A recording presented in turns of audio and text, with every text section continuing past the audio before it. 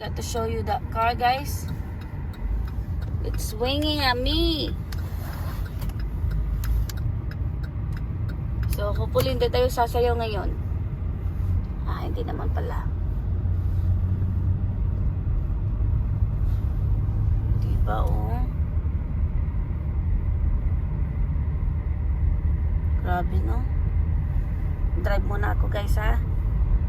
So, today's vlog, guys, is it's really nasty outside and I'm going to work early today, so I'm gonna show you the road because it's really nasty and it's still snowing right now.